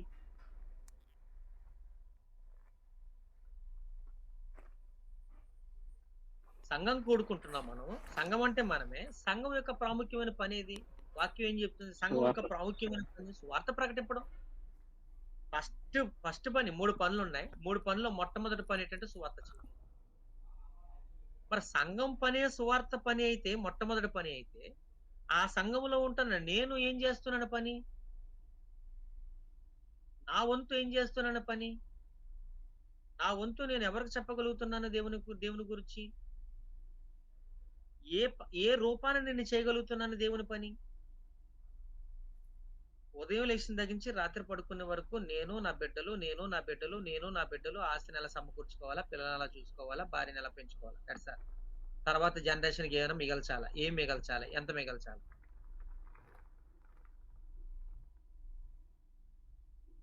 మనం ఆలోచన అంతే. కానీ నేను బ్రతుకున్నప్పుడు నా వంతు నేను దేవునికి ఎలాంటి పని చేయగలుగుతున్నాను? అది సువార్తికుని పని కదండి, మన పని కాదు కదా అనేటువంటి వాళ్ళు ఉండొచ్చు. అవును, సువార్తికుడు ప్రత్యేకంగా సువార్తికుడు పనే. కానీ ప్రతి సభ్యుడి భారం అనే విషయం నీకు నాకు తెలియాలి కదా. అది గ్రేట్ కమిషన్ కదా, అది ఒక్కరికి కాదు కదా, అందరికీ కదా ప్రకటింపబడింది, అందరికీ ఆజ్ఞాపింపబడింది కదా. అవును, మొదటి శతాబ్దంలో ప్రతి సభ్యుడు పనిచేశాడండి. మొదటి శతాబ్దంలో ప్రతి సభ్యుడు పని చేయబట్టే రోమా ఇంచుమించుగా 90% క్రిస్టియన్స్ అయిపోయారు. ఆ రాజే భయపడ్డాడు. కాన్స్టంటైన్ రాజే భయపడిపోయాడు. 325లో వచ్చిన రాజే భయపడ్డాడు. ఎందుకంటే దేశమంతా 90% క్రిస్టియన్స్ అయిపోయారు. ఈ క్రిస్టియన్స్ ఒక్కసారి పక్క దేశంతో చేతులు కలిపితే చాలు, రాజపని అయిపోతుంది. వాళ్ళ కోసం ఇతను మార్చుకున్నాడు. నేను క్రిస్టియన్ అయిన ప్రకటించుకున్నాడు ఆయన. ఆఖరికి ప్రభుత్వం, ఆఖరికి రాజు వాళ్ళని బట్టి మారవలసి వచ్చింది. నేను క్రిస్టియన్ అయిన ప్రకటించుకున్నాడు. ఆయన పాట మీద సిలువ గుర్తుండేటువంటి ఫ్లాగ్ ని తగిలించుకున్నాడు ప్రజలు నమ్మాలని. అప్పటి వరకు హింసించాడు ప్రజల్ని, భయంకరంగా హింసించాడు. అలాంటిది అంతమంది మార్పుకి ఈయన భయపడ్డాడు. అంటే అంతమంది మార్పు ఎలా జరిగిందంటే ప్రతి సభ్యుడు పనిచేశాడు. తెస్సలోనికీయులకు రాసినటువంటి మొదటి పత్రికలో కనబడుతుంది మనకి. తెస్సలోనికీయుల వారి గురించి మాట్లాడుతూ 1:7 వారు చేసిన సువార్తట మ్రోగెను అనే పదం ఉంటదండి. మ్రోగిపోయింది అన్నాడు. వాళ్ళు మాదిరి ఉన్నారు ఇతరులకి, ఇతర ప్రాంతాల వారికి అందరికీ. మ్రోగెను అనే పదం ఉంటదండి. ఆ పదం ఎంత అద్భుతంగా వాడాడండి వాళ్ళ గురించి. బెస్ట్ ఎగ్జాంపుల్ అన్నమాట సువార్త చేసేటువంటి సంఘం, తెస్సలోనికీలో ఉన్న సంఘం. మరి ఎవరు కూర్చోలేదండి. వాళ్ళకి కష్టం వచ్చినా పరిగెట్టారండి. యెరూషలేములో కష్టం వచ్చింది, చెదిరిపోయారు. 8వ అధ్యాయం, అపోస్తలుల కార్యాలు 8వ అధ్యాయం, చెదిరిపోయారు. ఓకే, చెదిరిపోయిన వాళ్ళు తిన్నగా ఉన్నారని తిన్నగలేదు. ఎక్కడికి వెళ్ళారో అక్కడ పక్కనింటి ఉండాలని చెప్పడమే. ఇంటింట అనే పదం ఉందండి. పౌలు గారు అయితే ఇంటింట అనే పదం ఉపయోగించాడండి. అపోస్తలుల కార్యాలు 20వ అధ్యాయం చూసినప్పుడు, 20వ వచనం చూసినప్పుడు ఇంటింట సువార్త చేశాడు, హౌస్ టు హౌస్. ఈరోజు సంఘం గాని లేకపోతే వ్యక్తిగతంగా గాని ఎంతమందికి నేను సువార్త ప్రకటించగలుగుతున్నాను? కొంతమంది జీవితం ఎలాగోంటుందో తెలుసండి, వారి జీవితాంతం కూడా ఒక్కరికి కూడా సువార్త చేయరు. కొంతమంది పరిస్థితి ఎలాగుంటో తెలుసండి, ఆదివారం వెళ్ళి ఆదివారం వస్తానని అంతే. తన దగ్గరికి ఎవరైనా వస్తే ఏదో 4 ముక్కలు చెప్తారు అంతే. That's all. పోనీ అదైనా చెప్తున్నారు, అది గొప్ప సంగతి. కానీ నా వంతు నేనేం చేయగలగాలి? నేనేం చేయాలి? తిమోతికి చెప్తూ రెండవ తిమోతికి రాసిన 2వ పత్రిక 4వ అధ్యాయం మనం చదివినప్పుడు 2వ వచనం, సమయమందును అసమయమందును ప్రకటింపుము సువార్త. సమయమందును అసమయమందును అంటే in season and out of season. In season and out of season. That means always. అంటే ప్రతి సందర్భంలోను, ప్రతి సమయంలోని నువ్వు వాక్యం చెప్పడానికి ప్రయత్నించాలి. ఒక ఎగ్జాంపుల్ చెప్తాను. ఎల్ఐసి ఏజెంట్ ఎవరైనా ఉన్నారు ఇక్కడ? ఎల్ఐసి ఏజెంట్ ఒకవేళ మీరు ఎవరైనా ఒక కొత్త ఫ్రెండ్ పరిచయం చేస్తే, ఆ ఎల్ఐసి ఏజెంట్ మొట్టమొదటిగా పరిచయం చేసిన వ్యక్తిని గురించి ఏమనుకుంటాడు?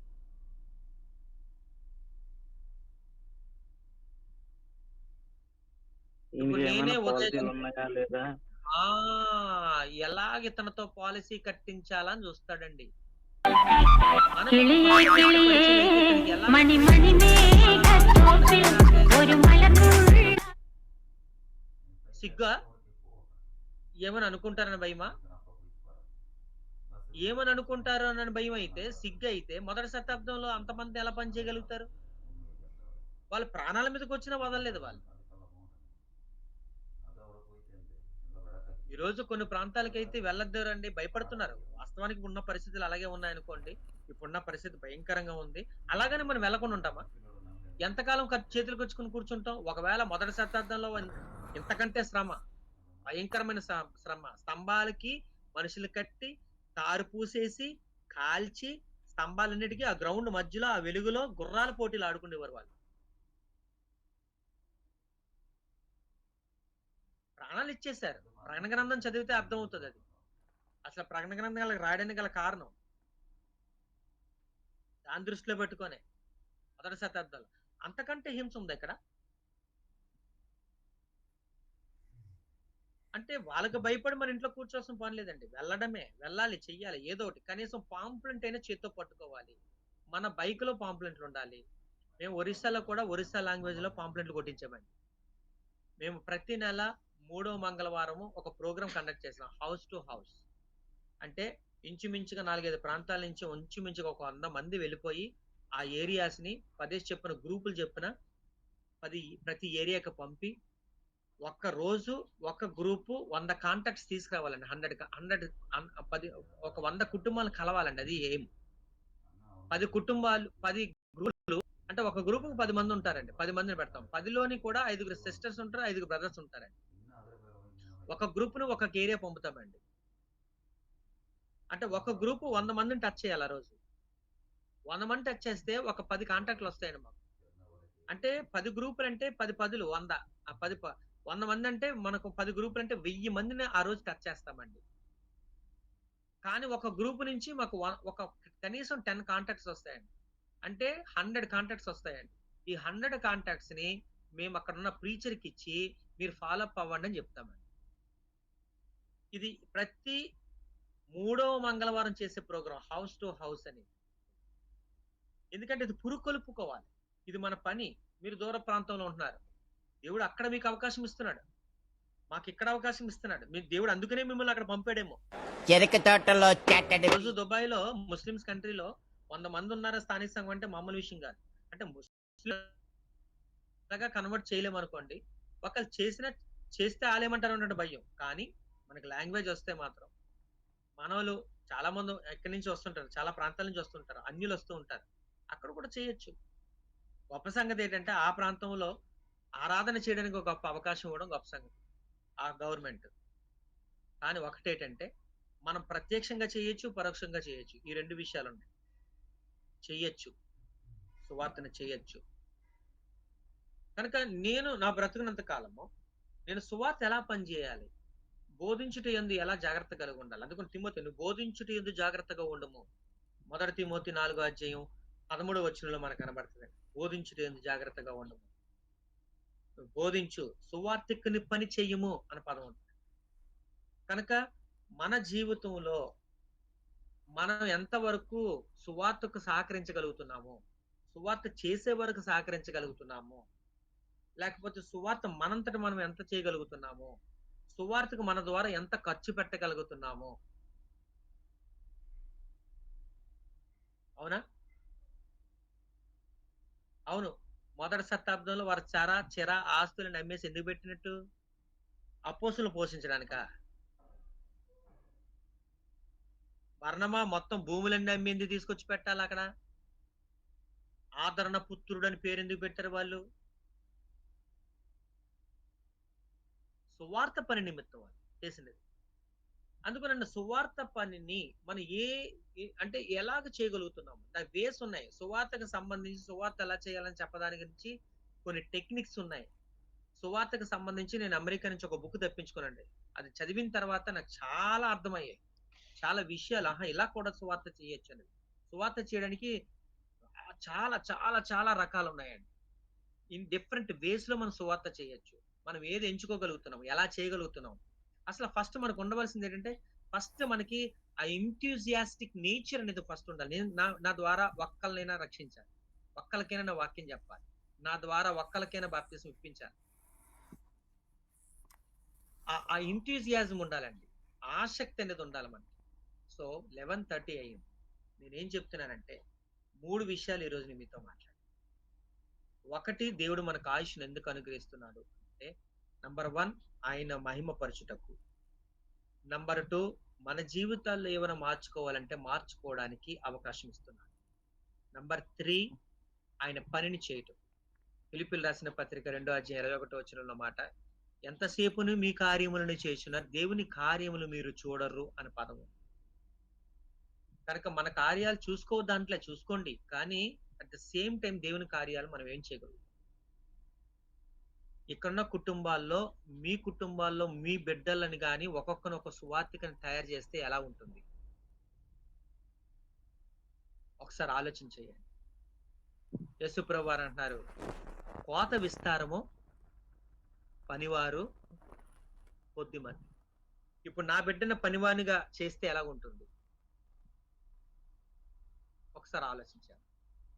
నా ద్వారా నేను ఏం చేయగలుగుతున్నాను, నా పర్సనల్ గా నేను సువార్త కొరకు ఏం చేయగలుగుతున్నాను, నా వంతు ఏ పరిచర్య చేయగలుగుతున్నాను సువార్తకు. సో నేను బ్రతుకున్నంత కాలము ఒకటి విషయం గుర్తుంచుకోండి, దేవుని పని చేసిన వారు ఎవ్వరూ నశించుకోరు. వారికి ఎప్పుడు ఆశీర్వాదమే. వాళ్ళకి ఇక్కడ దుఃఖం ఉన్నప్పటికీ కూడా ఆశీర్వాదమే. అవును, వారు ఆశీర్వదింపబడితేనే ఉంటారు. ఎందుకంటే అది వాళ్ళు చేస్తుంది దేవుని పని కాబట్టి. Not Trump work, not our prime minister work or chief minister work. అది మనం చేస్తున్న పని ఎవరిదంటే ఆయనది. ఆయనకి మనం ఇష్టలుగా ఉంటాం, ఆయన హస్తం మన మీద ఉంటుంది, ఆయన కన్నులు మన మీద ఉంటుంది, మన కుటుంబం మీద ఉంటుంది, మనకు ఆశీర్వాదం ఉంటుంది. కనుక ఆయన పని అని బ్రతికిన వాడు ఆయనలో ఆయన ఉంటాడు, ఆయనలో ఆయన అంటే ఆ వ్యక్తిలో ఆయన ఉంటాడన్నమాట. ఆయన పని అనేది మనం ఊపిరిగా చేసుకొని బ్రతికితే మనకు ఊపిరిగా ఆయన ఉంటాడు, మన కుటుంబానికి ఊపిరిగా ఆయన ఉంటాడు. సో ఇది నేను చెప్పినటువంటి విషయం. కనుక నేను చివరిగా ఒకే ఒక మాట చెప్తున్నాను. సామెతల గ్రంథం ముగిస్తున్నాను మాట, ఒకే వచనం 10:27. సామెతల గ్రంథం 10వ అధ్యాయం 27వ వచనం చదివి ముగించేస్తాను.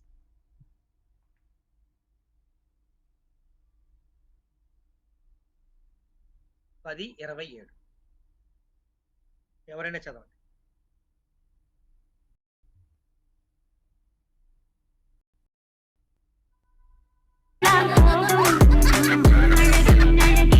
సామెతల గ్రంథము 10వ అధ్యాయం 27వ వచనం.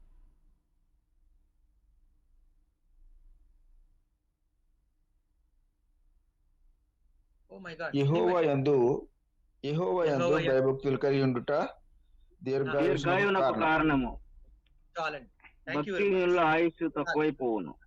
భక్తిహీనుల ఆయుష్ ఎలాగా తక్కువైపోద్ది. ఇక్కడ మనం మాట్లాడుకున్న పాజిటివ్ ఆయన యందు భయభక్తులు కలిగిన వాడికి ఆయుష్నుండు, దీర్ఘాయుష్యుండు. భయభక్తులు అంటే ఆయన మయంపరచడము, మన జీవితాలు మార్చుకుంటూ ఉండడము, ఆయన పని చేయడమే. మనకి నిజంగా ఆయుష్ని దేవుడు ఎందుకు అనుగ్రహిస్తున్నాడు? దీర్ఘాయుష్యం నీకు కావాలి అంటే ఇదిగో ఈ 3 పనులు చాలా ఇంపార్టెంట్. 1, ఆయన మహింపరుస్తూ ఉండడం ప్రతిదినము. 2, నీ జీవితాన్ని ఎప్పటికప్పుడు మార్చుకుంటూ చేంజ్ చేసుకుంటూ ఉండడం, ఎక్కడ పడిపోయిన గబ్బుకుని లేచి మార్చుకోవడం. నంబర్ 3, బతుకున్నంతసేపు ఆయన పని చేయడం. ఏదో రూపాన నువ్వు పని చేస్తూనే ఉండాలి. ఆయన పని సువార్త పని, ఎందుకంటే అది మన భుజముల మీద ఉంది, మనకు ఆజ్ఞాపింపబడిన పని కనుక ఈ 3 విషయాలు దృష్టిలో పెట్టుకోవాలి. అందుకని దేవుడు మనకు ఆయుష్ను అనుగ్రహించాడనే విషయాన్ని మర్చిపోకూడదు. ఇది చెయ్యాలి, ఎందుకంటే మనం పోషిస్తున్నాడు ఆయన, మనం పుట్టించాడు ఆయన, మనం సంరక్షిస్తున్నాడు ఆయన, మనం నడిపిస్తున్నాడు ఆయన, మన కుటుంబాన్ని నడిపిస్తున్నాడు ఆయన, మన బిడ్డలను మన ఎదుట ఉంచుతున్నాడు ఆయన, మన భార్యను సంతోషించేటట్టుగా చేస్తున్నాడు ఆయన. ఇది మన బేసిక్, ఇది చెయ్యాలి. అందుకని ఆయుష్ను అనుగ్రహిస్తున్నాడు ఆయన.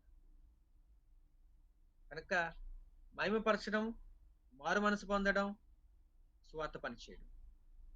Thank you very much. సహోదరునికి మరలా సమయాన్ని అప్పగిస్తాం.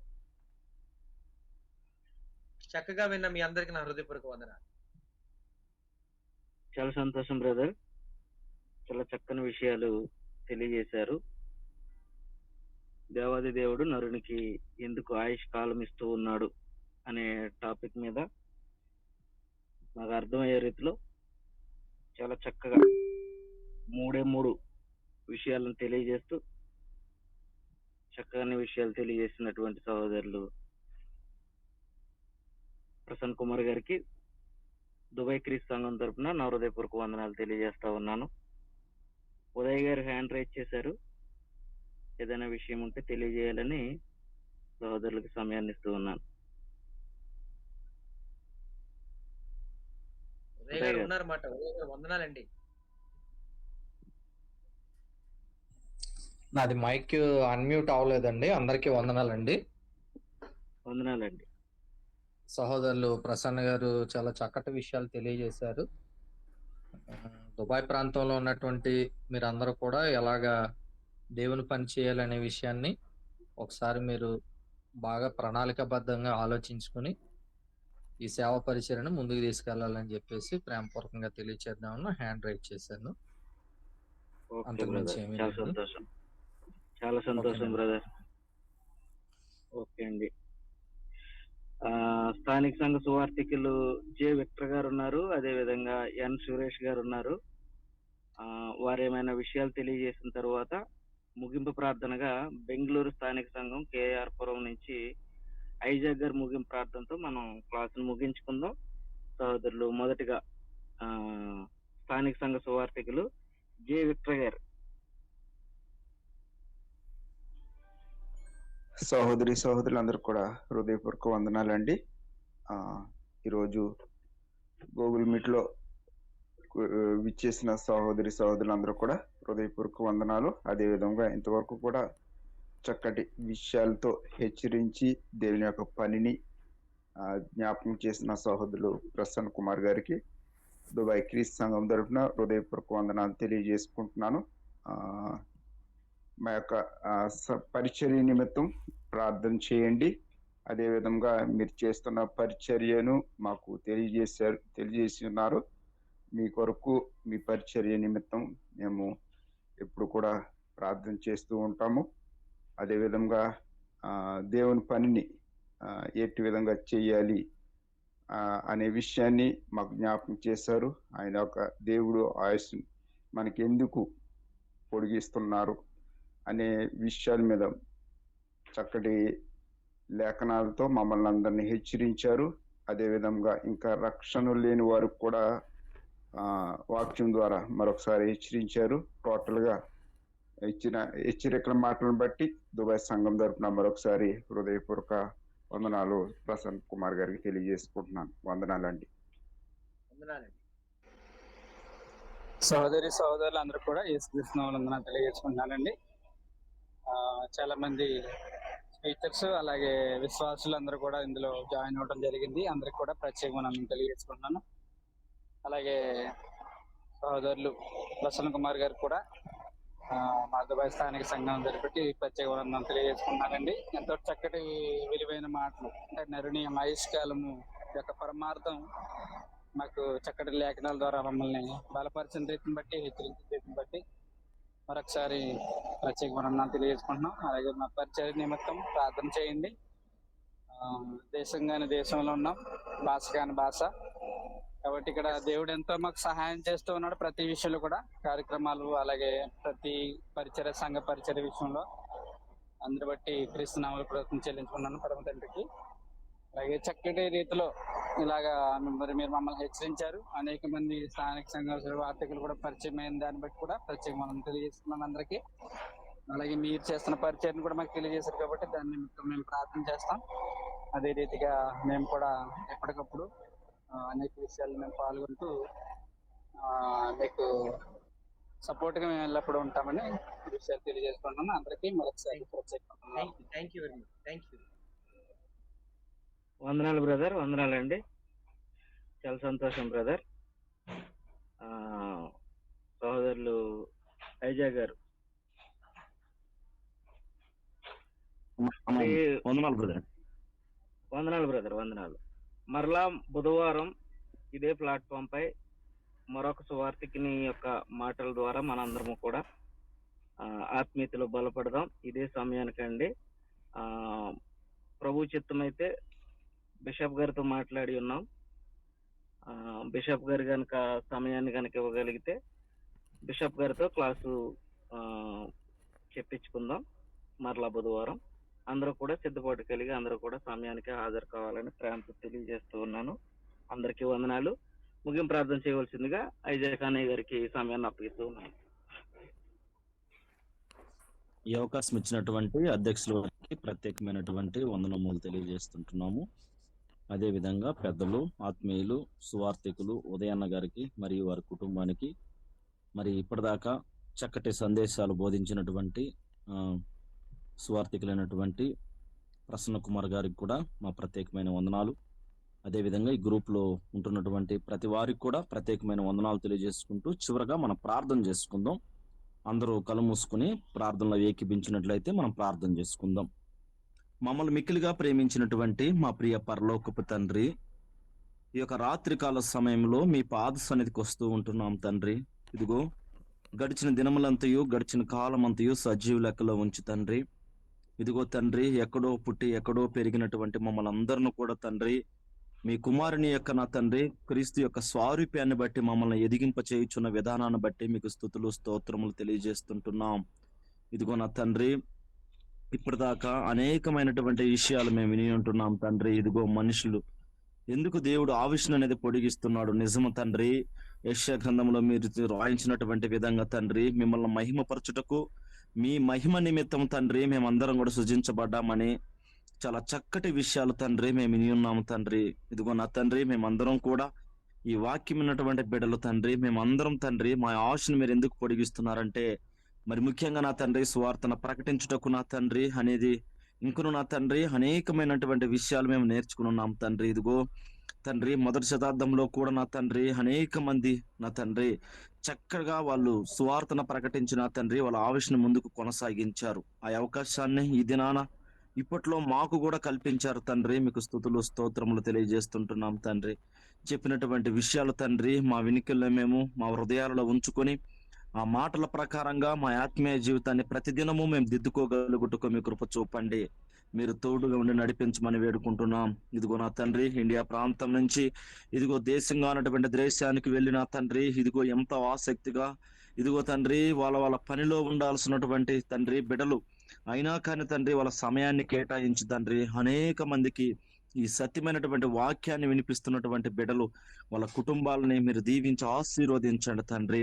ఇదిగో వాక్యాన్ని చెప్పినటువంటి ప్రసన్న కుమార్ గారిని కూడా మీరు దీవించండి. ఇంకా అనేక మందికి చక్కటి విషయాలు ఆయన బోధించగలుగుటకు మంచి జ్ఞానాన్ని దయచేయమని వేడుకుంటున్నాం.